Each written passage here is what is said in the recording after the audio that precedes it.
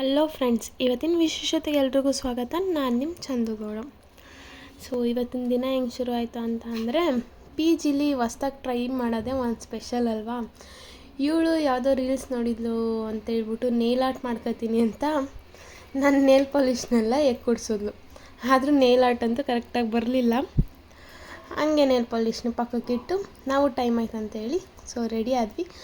ಆಮೇಲೆ box prepare ಮಾಡ್ಕೋಬೇಕಲ್ವ ನಾನು ಅಂತೇಳಿ ಫ್ರೂಟ್ ಪಂಚ್ನಂತೂ ಪ್ರಿಪೇರ್ ಮಾಡಿಕೊಂಡು ಬೊಟಿಕಿಂದ ಪಿ ಜಿಯಿಂದ ಅಂತೂ ಬೊಟಿಕಿಗೆ ಹೊರಟ್ವಿ.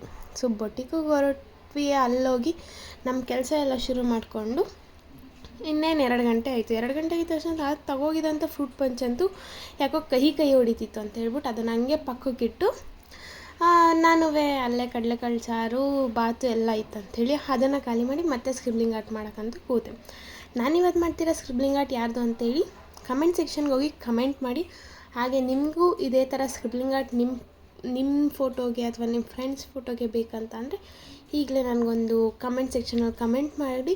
ಯೂಟ್ಯೂಬಲ್ಲಿ ಯಾರ್ಯಾರು ಕಮೆಂಟ್ ಮಾಡ್ತೀರೋ ಅವರು ಇನ್ಸ್ಟಾಗ್ರಾಮ್ಗೆ ಬಂದು ಕಮೆಂಟ್ ಮಾಡಿ ಅಂತ ಹೇಳ್ತಾ ಇವತ್ತಿನ ವೀಡಿಯೋನ ಮುಗಿಸ್ತಾ ಇದ್ದೀನಿ.